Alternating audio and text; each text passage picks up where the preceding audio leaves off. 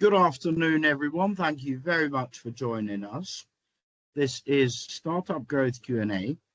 I believe this is our 166th session now.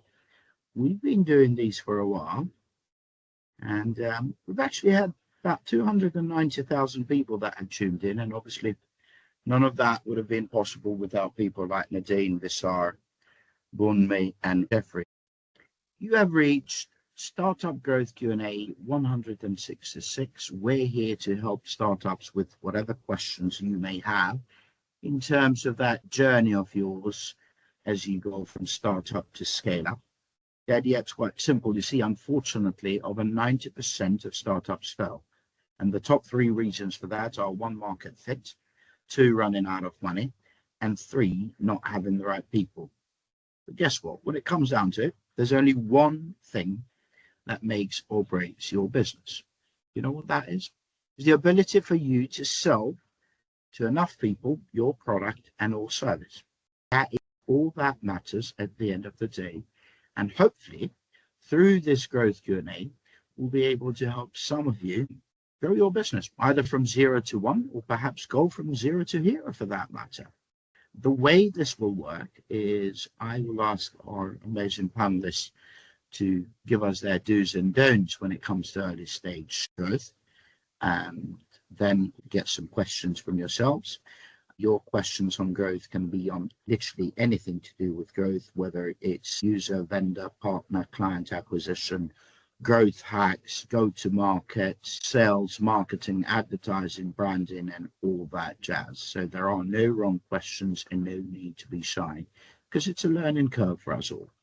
Now, the way this will work is we will have a quick introduction, do's and don'ts, and then questions from the audience. Now, for those of you that are here, I would like to encourage you to drop your questions in the chat ASAP so that you can kind of get in the queue. For the others, the people on the live streams, please be aware that unfortunately we are unable to monitor your questions there live. So if you do want to ask our panelists anything, you'll have to join us here on Microsoft Teams. The call, it's audio only, which means that it's easy for you to join via any platform or device. Quickest way to do that is to go onto our website, startuptoscaleup.club. Again, the website, it's startuptoscaleup.club. What you then do is you scroll down a little bit. You'll find today's session, which is Startup Growth Q&A 166. You click join. It will be a quick registration on Luma. And then there you'll be able to find today's link, i.e. for here on Microsoft Teams. Now, if your questions, however, are not on growth, please save them for the other conversations that we run. On Mondays, it's talent. On Tuesdays, it's product and tech. On Wednesdays, it's growth. On Thursdays, it's fundraising. Second Friday of each month, it's UK startup law. And third Friday of each month, it's UK startup finances. They're all from 12 to 1 p.m. UK time. They're all available on our site, startuptoscaleup.club. And actually, when you go there, you may also want to join our community on WhatsApp. We've got a few groups where you can connect with your fellow founders, investors, our mentors and panelists and operators in your field, and all that jazz. Now, without further ado, we'll go on to some quick introductions. My name's Anton Call. I'm an Albanian in London, working with startups normally right after they get investment. I embed within their teams and help them hire and keep the right people. I also do some growth advisory work with a few other startups and accelerators. And lately, I've been helping some angels and family offices with their due diligence and assessments. Thank you, Anton. Good afternoon, everyone. Wonderful to be here. My name is Nadine Campbell. I'm a business and marketing consultant. I specialise in go-to-market, business growth and partnerships. I have worked in the area of business and marketing for 20 years and half of that's been spent working with corporate clients, so some of the biggest brands in the world with huge campaigns and big ambitions to grow even bigger. And in the last 5 years, I've transitioned to working with startups with literally no budget. So my experience spans both ends of the spectrum. I am very interested in helping mentoring and advising startups and founders. So I'm very much looking forward to your questions. Thank you so much. Hello, everyone. I'm Visar. I'm one of the founders of a marketing agency called Waste. We specialize in video game marketing, offices in UK and in Japan. We had an exit a few years back, and now actually I am in startup mode myself. I'm one of the founders of a new breed of consultancies, I guess, called MVP. Happy to be here. Looking forward to hearing all the cool ideas that are going to come out. Hi, everyone. Nice to be here and great to be speaking with us all. My name is Bumi Balogun. I am a growth and marketing professional, play largely with growth and marketing startups who are very much focused on the B2B space, with a bit of dabbling here and there around the B2C as well. Over the last 7 years, my focus has largely been with B2B. And then within the last 12 months, I went back into being a founder myself, currently building an AI startup that is revolutionizing the career mobility for international talent. So basically what we do is we use artificial intelligence to determine the skills qualification for a professional when they move to a new country and help them build a career path that is right on their preferred skills. Great to be here and thank you. Hi, everyone. My name is Jeff, and I am a fractional head of growth, working with founding teams to help them find EMF and then scale when they do. I've worked at large consumer tech companies like Microsoft and Nokia, and then transitioned over to startups in ad tech, health tech, and social media with about 2 successful exits and 1 scale up. Happy to be here.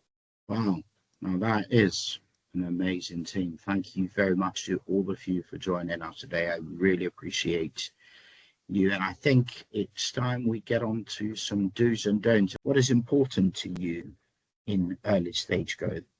Be very open to feedback and to different perspectives. Be very clear about what your vision is. The biggest don't is something that I'm very, very guilty of myself, is trying to do too much at the same time. I think it's one of the biggest issues that a lot of founders face, where we try to do everything at the same time and struggle to prioritize. So don't do that, or try not to at least.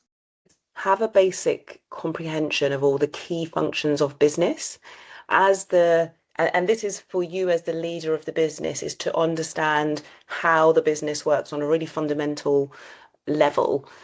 Even if you go on to then, outsource people to cover those roles, you being able to understand how they make your business work is really important, so that you can then prioritize which of those are the most important parts of your business. And also it's great to know, because when you're asking other people to become part of your business, you need to be able to fully explain how their function works and why it's important. So have at least a basic understanding of how things work. And my don't is, don't forget to think commercially. And sometimes I think as founders, we really focus on the solution, product, service, the end thing that we're building our business around, and not necessarily the numbers that we need to make it into a viable business. And commerciality is what's going to get you traction, customers, investment, and it's also going to allow your business to grow over time. So commerciality is definitely important, and almost as important as the product, business or service that you are building. Map all your assumptions from day one and find the highest fidelity way to prove them right or to prove them wrong. Be really dispassionate and do not fear killing your darlings, because every founder thinks their product or service is viable and lovable. It usually isn't, and there are easy ways to save yourself a lot of pain by pivoting when you need to, or when your assumptions are challenged. Don't rely on frameworks.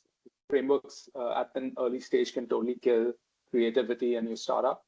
Have a structured understanding of what you're trying to do, find new ways as well to try and take your product to market or get in front of the customers that you want to serve. Talk to your customers or talk to your users constantly. Very important.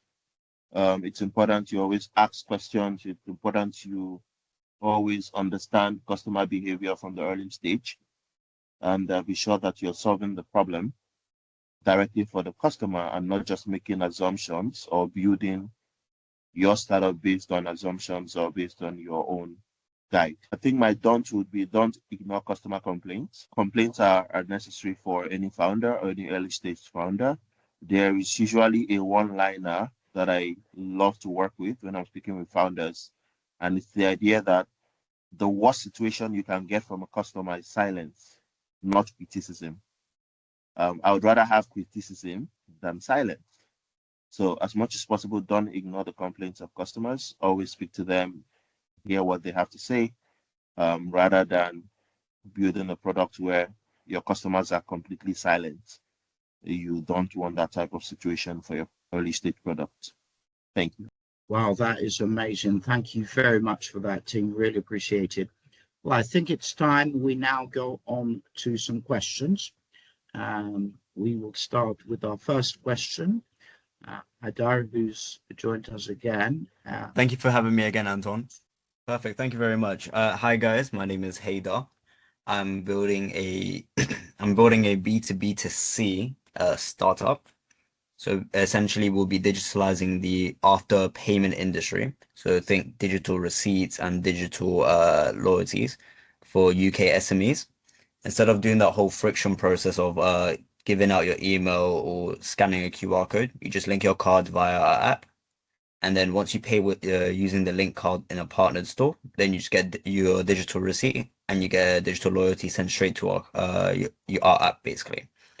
So with that being said, my question is, what would be from understanding my model, what would you recommend would be the best way for me to market and gain as much traction as I can from the B2B2C model? Thank you, Haydar. So I used to build back in Africa, back in Nigeria. This was a couple of years ago. I used to run a loyalty company as well, pretty much around the same space. So I'll just give you a couple of hacks that I think worked for us at that stage. So I exited the company. So a few things that I know worked for us is, first off, you're solving a true key problem for these SMEs. One is a receipt problem. The second is a loyalty problem. Now, how would I solve this problem for me? First things first will be on distribution. You want to get some bit of payment partnerships, partnerships with your fintechs, your average POS providers, your payment processors, all of these merchants or businesses that are majorly playing in the fintech space. And you want to pitch to them your solution. The goal is you want to be able to plug into their already existing infrastructure, in a case where for everybody who uses your product or who uses their system, you get some bit of the whole receipt thing properly being sorted. You want to be able to plug and play into that solution perfectly. That's one thing. Second thing I want to advise is you want to walk into your small and medium businesses. You look at your coffee shops, you look at your barber stores, your local retailers. These are the people you want to have a niche market for and sell to them. You're coming with a perspective of the importance of regularly making it easier for them to be able to manage receipt for customers, include loyalty for customers as well. Show them the importance of how loyalty could bring retention to their business, how managing receipt and building proper customer loyalty stamps could bring retention to their business. This would be my top 2 ways you can attack this market. Direct to the small and medium businesses and direct to payment infrastructures or payment partners where you can leverage their already existing distribution channel. Thank you. Having worked on B2B2C extensively, I feel like your biggest problem at the moment is going to be the cold start problem and managing demand and supply. And one of the things that I found really valuable just in terms of going to market is adding constraints essentially to your operations. So think go local as opposed to, or go to a specific category as opposed to boiling the ocean. And then you can grow from there. From a B2B perspective, you obviously need enough people to see value and adopt your service. So what I would say is think about the incentives that you can offer for them to actually do that in the shortest amount of time without disrupting their existing business. So for example, can you offer them something for free or for as little as possible so that they prefer you and you're not displaced by incumbents in the market? And then when you have enough installations on the B2B side, you could open up the floodgates from a B2C side by either doing some sort of marketing, whichever, pick your channel, or actually incentivizing B2B partners to actually promote you at the point of sale. That's it from me. Nice to meet you, Haider. Okay, there's been some really good replies so far, so I'm probably not going to jump on top of those, but maybe expand a little bit on some of them. So you're asking about what would you recommend the best way for you to market and gain traction, as much traction as you can? I would agree that going hyper-local is a really good way to start.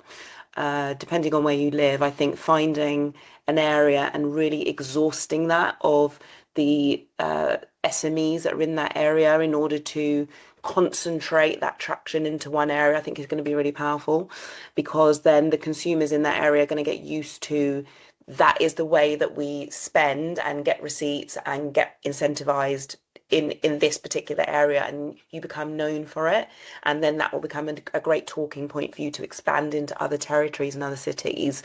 I'd also say that think about what your incentives are. I know our panelists just mentioned that. I jump on that as well. The incentives need to be tailored to that particular territory. So whether they enjoy food or drinks, or they like freebies, or they like exclusive nights in particular stores, like shut-ins, like exclusive things that you can't buy, secret events, whatever it might be, ensure that your incentives are tailored to the customers so that they are interested in asking about it and taking part, because most of the time that traction is going to be a demand that you get from the customer, and then the SMEs will actually be more inclined to take it on because they're seeing that there's a demand for it and there's a buzz around it. So yeah, start small, go heavy in that area, see if that works, and then you can do a rinse and repeat. You'll need to make some adjustments because not all of the incentives will work for all of the territories, but you'll learn that. And then when you get to go nationally, you'll have some kind of groupings that make it easy. Think of the Vodafone Very Me's. They have national offers, but they are available locally. So that's the kind of end that you want to get to, and maybe have a look at their model and see if it tells you something that you can adopt as well. So good luck. Hey, Haider. Yeah, cool. And not a huge amount to add. There have been some brilliant answers here. And this is not really my area, but with all the suggestions around being hyper local and really sort of zoning in and exhausting that is a brilliant suggestion.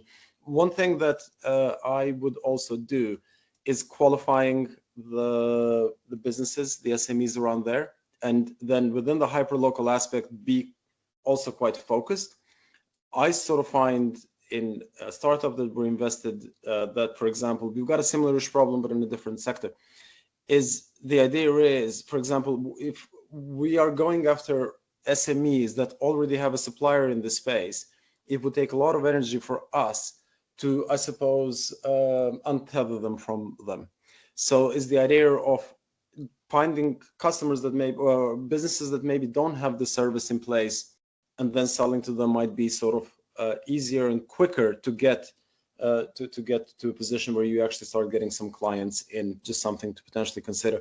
And another thing to be spend time to really articulate what problems are you solving, because at the end of the day, your idea could be brilliant, but what you're trying to do is solving a problem, and you want to articulate that as well as possible, and you want it to be as specific for the area and the types of businesses that you're targeting, like Nadine said.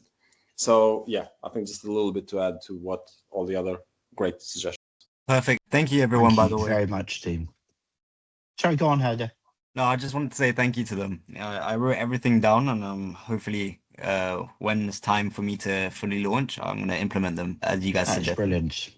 That's brilliant. Another thing what I would do is, and it was touched a little bit here, there's something called customer persona. And I'm a great believer in, to start with anyway, being as extremely niche as you can be. There are a few ways to go about it to decide who's your customer persona, right? But the bottom line is you got to think, who is going to need this most? Who, out of all the people that need this most, who is going to be easiest to pay for this, i.e., who's going to find it easier to pay for it? And three, who is going to be the easiest that you can get? Because, potential customers or customer personas, you may need to spend a ton of money and have an army behind you. That's not really going to work. So these are the criteria I would pick to then drill it down. So to give you an idea, some of the hypotheses that I would use is who around me really needs to have net receipt, both in terms of vendors and also users. Is it somebody that perhaps may want to return an item or something that they bought that they're likely to have lost the receipt? Is this something that they bought maybe from a local market, like, I don't know, Goldhawk Road Market, for example, or Shepherd's Bush Market, as it may be called, and they don't have a means. The vendors there, they don't have a means to give people receipts and stuff. Hell, maybe most of them still take cash payments, and even if they do bank payments, they don't take it. So maybe you then drill it down to, okay, well, these are the people that sell a lot. It's not very easy for people to return them, and if I'm providing this on their phone, as you've probably noticed, now there's a lot of small vendors out there that you can literally, because they've connected it with our bank, you can literally pay on their phone, with your phone to their phone. Bish, bash, bosh. But guess what? Maybe there's a way for you to have an API that will automatically send a receipt to that person, either the app or an email. Just follow the path of least resistance. That's what I would do. Don't go for the most shiny one, but whichever is simpler to build. I hope that helps, Hyder. Oh no, absolutely. Thank you. I've been writing everything you guys mentioned down, and I definitely will look to be implementing them. Thank you very much, guys. I find it easier to remember things if I write them down. You can also go back to the recording, both in transcript and also the edited version. Best of luck, and see you in the next Q&A. See you tomorrow. So yeah, we'll now move on to a question that was sent in to us. We're a pre-revenue prop tech startup in Newcastle, providing a platform for co-living operators to streamline tenant management. Our platform offers unique features for improving tenant satisfaction. Many operators in smaller cities perceive co-living tech as only suitable for larger markets. Can we create a focused sales strategy that challenges this perception and positions our product as essential for improving operational efficiency, even in smaller scale developments? If your biggest issue is changing perception, I feel like that it is an uphill struggle, because the value should be obvious to your ICP, and if it isn't obvious, then essentially the framing of it might be something to consider. So when I'm talking about framing the value proposition, I'm thinking, smaller markets have a hidden advantage, tenant expectations are rising, so on and so forth. But I also given the fact that I'm also considering that, given the fact that you are talking about efficiency as your USP or your value, you need to be able to prove that in the shortest amount of time. Case studies would help for sure, but if you don't have a live client, you'd want to be able to test it as quickly as possible with someone for free, record all your efficiency metrics, and then use that to sell on to future clients. That's my early thought at the moment. So this is actually a good idea. So I think there is a lot of pain when it comes to the smaller co-living operators, as you've described them. I'm not sure if they have as much resources as some of the bigger ones, but that doesn't mean the pain points are any smaller, especially when you've got like a development that has like multiple small properties on them, each with their own bundle of issues. So you've mentioned that you want to change perceptions. I think you need to demonstrate it, really. You need to have an efficiency first approach, because regardless of the size of the development, you're still going to have to manage multiple people with multiple problems all emailing you, potentially about the same or different things. So creating a portal where they can go in and sort of submit tickets, as it were, see what the other information that's being shared. This is all assumptions, I'm not 100% sure, but this is all kind of beneficial, and it really helps with that time efficiency for the landlord or the management company to basically help the tenants, right? And that time that they're spending on these common problems, whether it's tenant-led or from your side like arrears, or the turnovers of people in the property, or whatever it might be, this is going to really help. So there's a couple of things that's going to be number one for you to do, and that is to go from thinking about tenant features, and the features, to what is the profitability if you get more time back, right? What is the street? What will happen if you implement this to the way that you manage the property with your time? Could you then get more properties? We need to build a picture that says, with this in your life becomes better because of these reasons.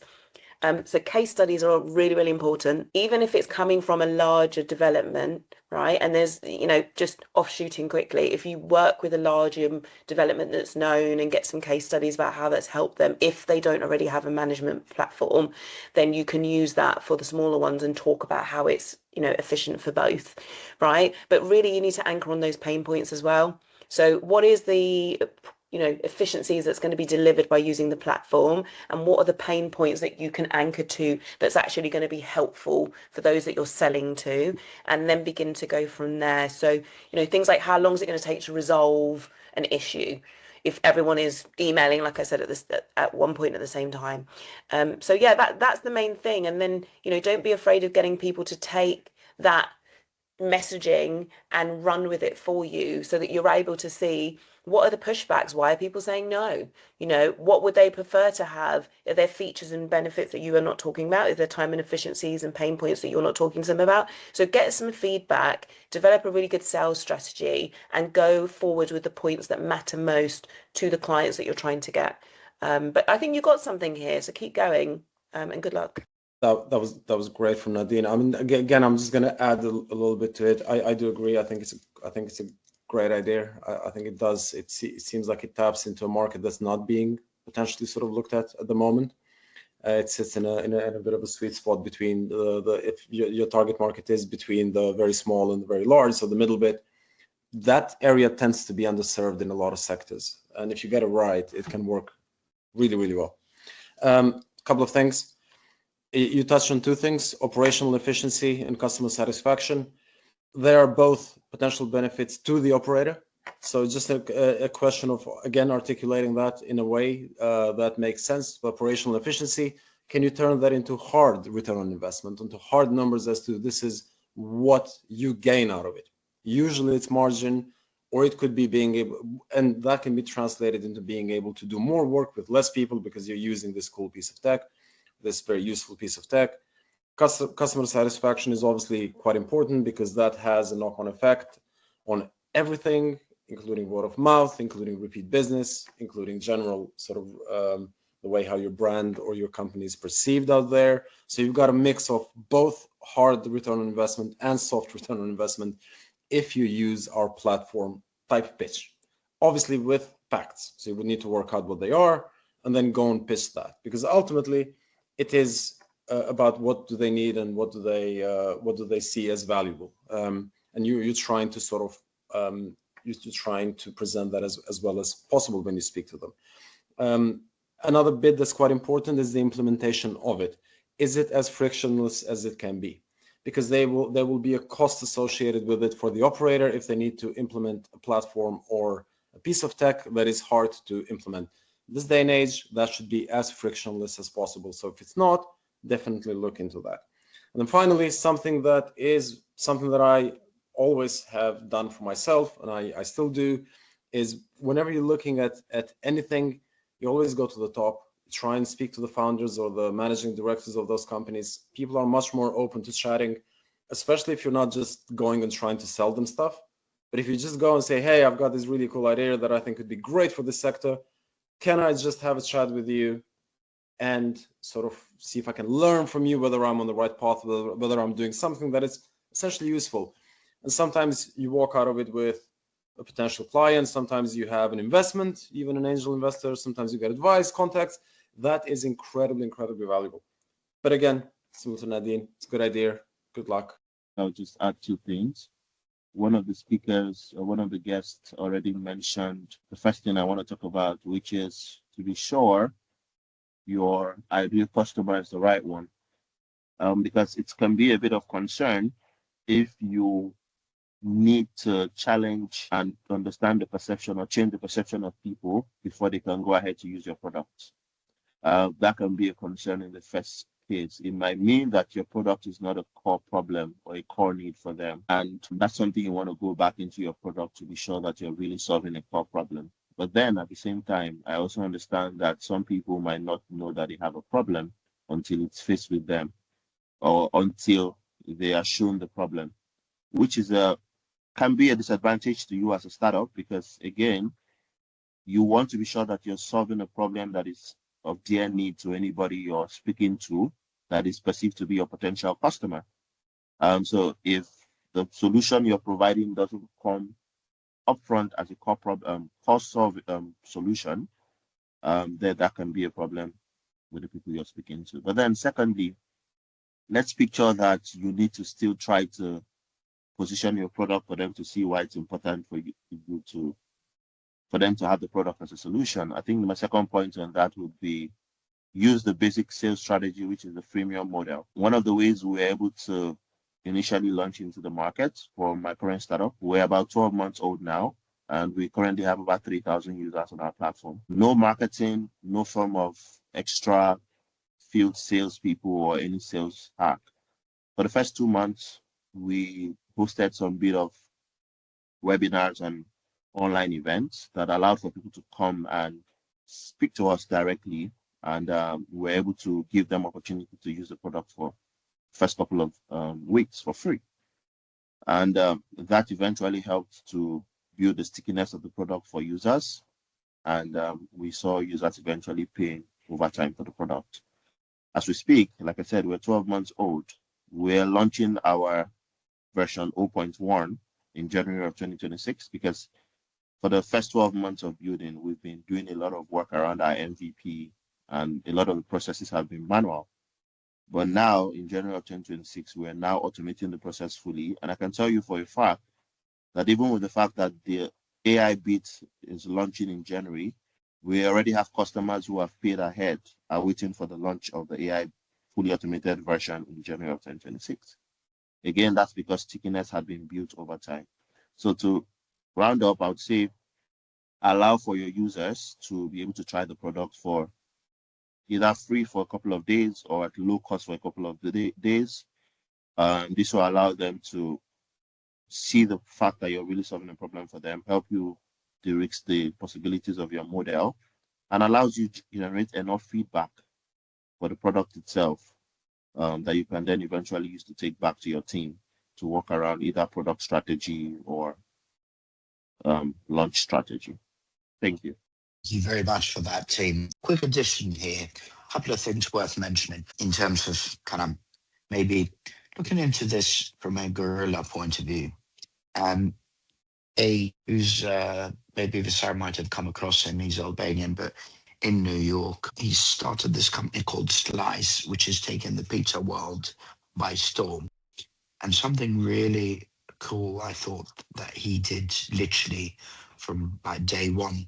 He would go out there and rent cars and print them with the name of whatever the company was called at the beginning and park them in some of the busiest pizza streets around New York. literally he went to where he knew, where he grew up, and he knew where all the pizza places and everything were, to create a perception that they were much bigger than they in reality were, and two, that they're everywhere. That's number one. Number two, the founder of Reddit was admitted this plenty of times, that for a very long time at the beginning they were creating, let's call it what it is, fake accounts in their name to pretend that they're other people, not to, defraud people or anything like that, but to create the perception that the network had a lot more people than he actually had. And he said, they did this for a very, very long time. Now, I'm not saying you should lie to your potential customers, but if you can find a way to create the perception that tech is actually needed, rather than it being, seen as, only for larger markets, then you might be onto something there. If you can get it through their head that this is actually happening here, not just in, I don't know, London or New York, you might be onto something there. Now, let's move on to our third question. FinTech for budgeting and expense tracking. They're based in Manchester, seed stage. They're finding a low engagement with financial literacy posts that they post to try and engage people, I'm assuming. Our budgeting and expense tracking app struggles to generate meaningful engagement on social media, particularly with financial literacy content aimed at younger users. How can we build a more engaging strategy that includes short, relatable video content demonstrating real-life budgeting scenarios, interactive polls on spending habits, and live Q&A sessions with financial experts?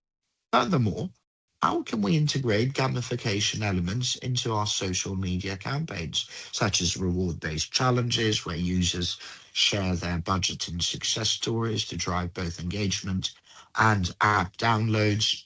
Additionally, how can we ensure our content resonates with diverse audiences across regions, tailoring messaging to reflect regional economic realities, whilst maintaining consistency in tone and branding? Thanks, Anton. I'm going to try and keep this short. There's a lot in there, but I'm going to try and distill it into a few useful things, hopefully useful things for you. So I would probably split it into 3 parts, like where am I advertising, what am I advertising, what am I marketing, and who am I marketing to? So the first part, and this is around engagement. You're saying that the engagement is low. It would be good to know what the actual reach is. How many people is it reaching before you sort of work out whether engagement is within, I suppose, the industry standards or not. So if reach is not there, then I guess you need to sort of make sure that it's getting in front of as many people as possible. So that would be, I suppose, the direct answer to that question. Then on the same subject of the low engagement is still around where is it being, where are you marketing? You need to make sure you've got the right channel strategy. So depending on who you're reaching, are they hanging out in that place? Are they on those particular platforms? Are you maybe sort of, if you're marketing in Facebook, that's probably not right for a younger audience, and so on and so forth. So really getting a good idea of the channel strategy and where your customer base actually spends time is probably would be a good thing to also work out as well. Then it's in terms of what you're marketing, in terms of making that content as useful or as interesting as possible so you can drive engagement.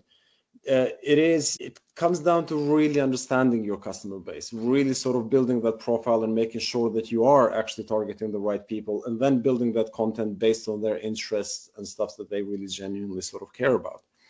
So that's what I would say. In terms of anything like around gamification, I would say, and this is something that I'm incredibly keen on, as Anton knows, I would focus on gamifying the product, not your marketing. Gamify your product, but gamify it in a meaningful way. find out ways how can a game mechanic, how can game design actually improve your product and improve engagement within your product. And then that will give you an infinite amount of content that you can put out there. So that's what I would sort of say around gamification. And then the last thing around ensuring content resonates with diverse audiences across regions. I kind of think you need to solve the bits above before you start expanding. So this is a classic case of sort of trying to do too much. Get your messaging right. Get all your research done in terms of who you're targeting, what do they care about, what is the stuff that resonates with them, and then look at expanding. And the final thing would be as well, if one thing that's not mentioned here, whether it's organic or paid, I assume it's organic. You will need, if you don't have a media budget, if you can't boost posts, if you can't put spend behind it, then you are going to need to be quite crafty and guerrilla with this. You will need to figure out new platforms or ways how you can get this in front of people without spending cash, which can be quite a hard thing in established platforms today. So I'll save them the trouble, Visar. If you're doing this organically, you are doomed, my friend. Sorry. yeah, not fair enough. Okay, well, that's, yeah, Antonio, being more brutal than me today, but yeah, I would sort of say like it's really hard to get stuff in front of people. I mean, there's ways, but it's very difficult, very time consuming, that actually it's a net negative. Like you would be way better off if you just put spend behind it or try and raise money to do that. So yeah, that's what I would say, you know, it's, that's my thoughts on. I'm going to jump right onto the guerrilla part of this because that is where I think you can really get some traction. And I totally agree with everything Vizar says. Like before we start going into the action a bit, you need to think about the fundamentals. 100% I'm with that. But let me take you on the next bit. Right. I presume, big presume, that maybe the content is too academic, because when you start talking about getting experts and this kind of stuff, I think you're going to lose the audience that I assume you're targeting. Because you said young people, and I'm not sure how young you mean, but millennials, Gen Zers, or, you know, so those guys, they want you to show them. Right? They want to be taught, but they want to be taught in a way that they're being shown, so they feel like they've taught themselves. So it's a bit of a conundrum, but you can do it. And what I'm thinking for you that I think would really work is keep it really, really short in terms of the content that you're showing, and focus on showing them what the platform can do. Literally show them in terms of like imagery, and put that together with some common scenarios. So the choice between like getting an Uber that's on surge, but it's not nighttime, you can get a bus, right? And then there's the choice dilemma between spending 30 quid and spending 5 quid, or however much it might cost.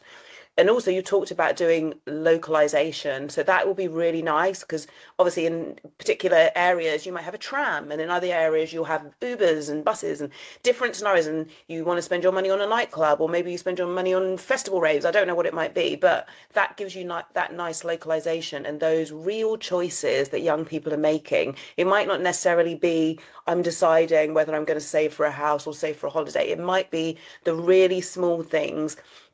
And that will lead you into being able to do some really nice short-term gamified scoreboard style competitions, where you're getting people to save the most amount across their weekend out. Like, how much can you save on your weekend out?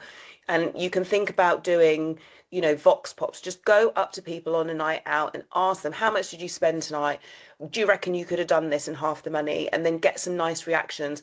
If you put that kind of content up, you're going to hook people in, and you always end with the image of your platform. And you can always start with, hi, I'm from blah, blah, whatever the name of the platform is. Tell me how much you spent on this night out. How much could you have saved? You know, I bet you can't do it. Are you taking our challenge? That kind of real exciting ground swelling traction for this particular audience, I think, is going to be what you need. Go in completely the opposite direction. You have to be different if you want to stand out, and just be brave and go and talk to people. You got something interesting here, but financial literacy works when it's really relatable to the audience. So depending on what the audience age is, that style is going to be the resonating to them. You know, podcast could be great for an older age. You know, how to manage your family budget could be for the middle section, and so on and so forth. So make sure you're delivering to your audience, but keep it short and concise and exciting. Thank you.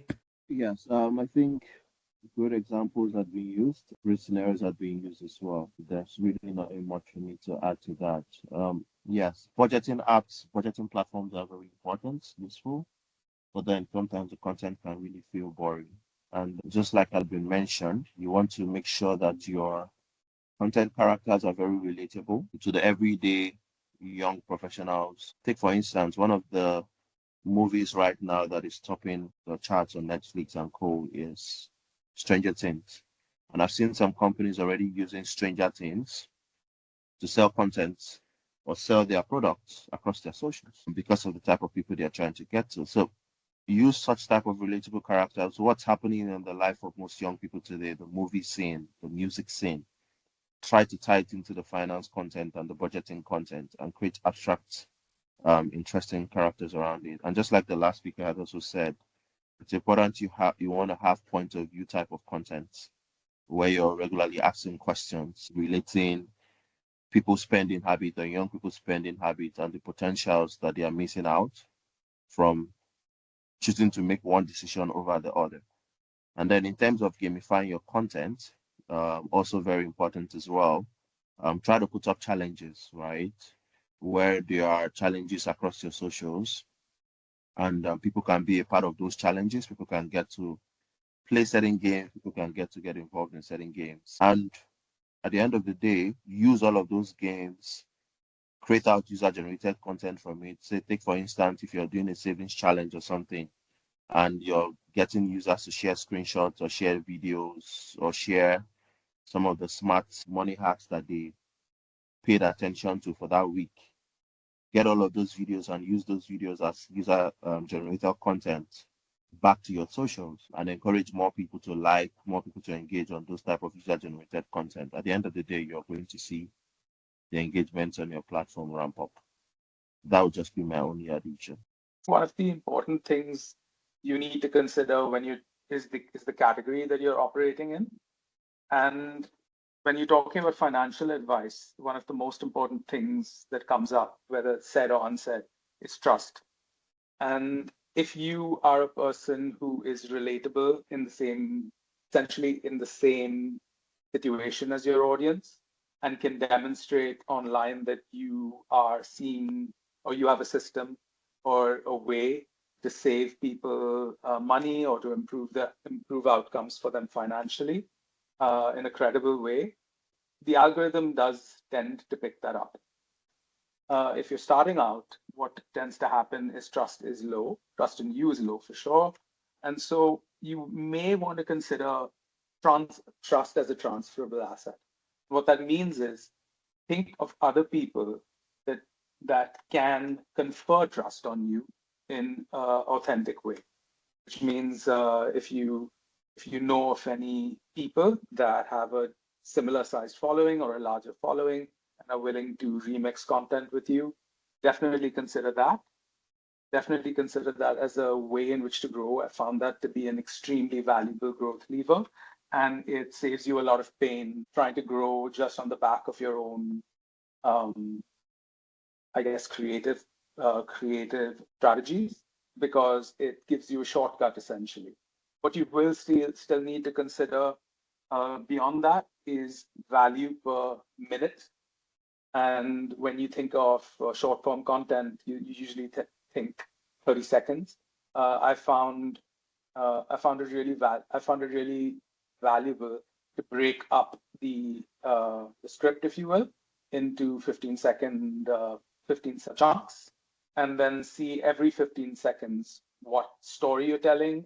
Is it cohesive, and does it build trust, and does it actually lead up to an actionable outcome that users can take away? And that's the value per minute framework that I've sort of implemented as well. And I guess the final thought here is community is always a way in which to win. So if you are able to add value to people, find a way to capture their reactions, but also capture them saying something authentic about how it's added value to their life in a very relatable setting and surrounding. I feel like the backdrop just adds authenticity and is definitely your calling card when you want to reach a larger audience. Thank you very much. Would like to give us some parting words, please? Firstly, thank you so much for the invitation today, Anton, and what a great session. We had some really good questions. I think I'm gonna say, as we approach the end of the year, feel free to take a break. Okay, I have blocked out my calendar for 2 weeks, and yes, I'll be doing a little bit of work, but I think it's important to take a break in between the hard work, and you're going to hit the ground running in 2026 most likely. So take that breather, allow yourself to rest and recuperate so that you can start the year off in a fantastic, clear-minded fashion and be laser focused on your goals. I've got a planning session coming up. If you would like to attend that for the annual planning, please have a look at my profile and look at the post. And yeah, I wish you a wonderful festive season. If not, I'll see you next week for the final panel. Thank you. And thank you, Nadine Visser. Thank you for having us, Anton. And yeah, great questions. It was a really good session. And yeah, wish everyone all the luck with everything they're doing, and have a great holidays, and listen to exactly what Nadine said. I thought that was brilliant. I might just do that actually for me. I bet you won't. Cheers, buddy. I think we said Bunmi and then Jeffrey didn't. Right. Thank you again for the opportunity, and I think, yes, let's have a great holiday. Again, as founders, as much as we want to see the success and the result of our product or our startup, it's also important to know that the bricks and the rest are part of what makes a healthy founder. Just like has been said, please do take that rest. It's not a do or die affair. You can always come back rejuvenated once you've had a bit of time to rest and think through your processes again. Thank you, Bunmi. Last but not least, Jeffrey, please. Thanks again, everyone, for joining. Thanks to the panelists. The conversation has been really interesting. I've learned a lot as well. But for people who did ask questions, if you do have follow-up questions, feel free to, or feedback, feel free to send them Anton's way. And I assume I'm going to speak for everyone when I say we're happy to answer any feedback or follow-ups from the session.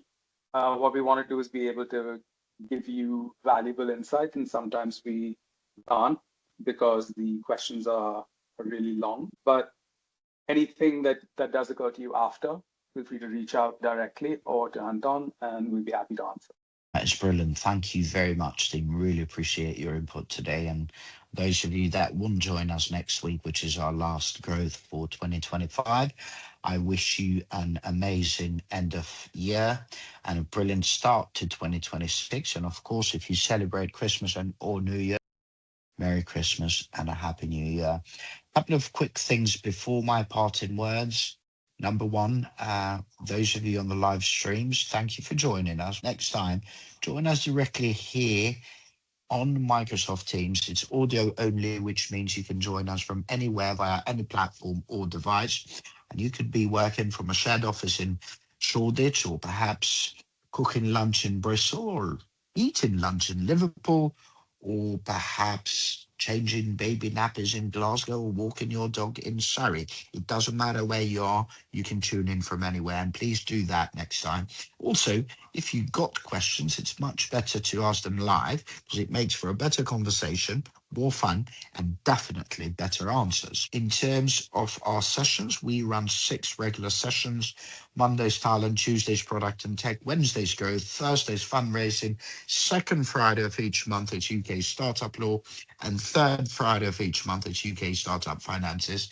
And I know there's a bit of a lack of modesty here, but I can honestly say there is no one else in the country that seeks to help founders go from startup to scale up with on-demand tailored advice that works by such brilliant panelists like the ones we have today and the others in the other sessions. And guess what? It's all free and it's all audio only. Now, in terms of the session, so as I mentioned, 6 of those, they're all between 12 to 1 p.m. You can RSVP to any of them on our site, startuptoscaleup.club. And also when you're there, we've got a WhatsApp icon at the top and bottom of our site that you can click and join various groups of founders, investors, operators, or panelists and support us, basically. But please feel free to do that. And as far as my parting words, just remember the startup journey can be both exciting but also quite challenging. So try to have some fun in the meantime and be kind to yourself as well as everyone else for that matter too. Otherwise, we've got some amazing investors tomorrow. So hopefully you'll join us there at 12 o'clock and you can register on our site. For now, have a great afternoon and God bless you all.